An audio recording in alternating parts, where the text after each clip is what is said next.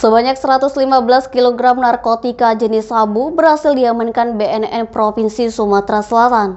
Selain barang bukti sabu-sabu, petugas juga mengamankan satu orang tersangka yang ditangkap pada Selasa 24 Januari 2023 siang. Barang bukti tersebut dibungkus dengan kemasan teh Cina dengan merek Guanyiwang yang berlogo Cool.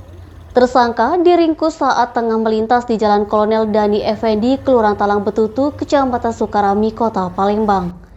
Barang bukti tersebut diangkut tersangka menggunakan mobil Toyota Avanza Silver dengan nomor polisi BA1866KB. Saat dilakukan penggeledahan, petugas menemukan satu buah koper warna hitam berisi 20 bungkus sabu-sabu. 3 karung warna putih yang masing-masing karung berisi 20 bungkus sabu, total 60 bungkus sabu, dan satu karung warna putih berisi 15 bungkus sabu. Lalu, sebanyak 4 karung warna putih yang masing-masing karung berisi 5 bungkus sabu, jumlah 20 bungkus sabu, dengan total keseluruhan 115 bungkus atau seberat 115 kg.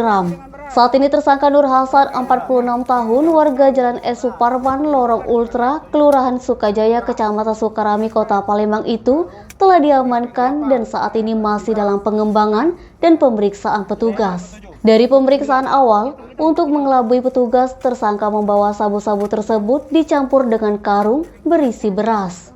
Dan dari pengakuannya, barang bukti tersebut berasal dari Pekanbaru yang rencananya akan disebarkan di Kota Palembang.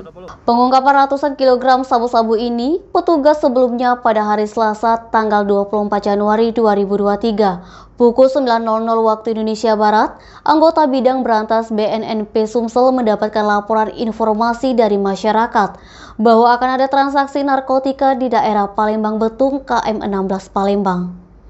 Edo Sumek.co melaporkan.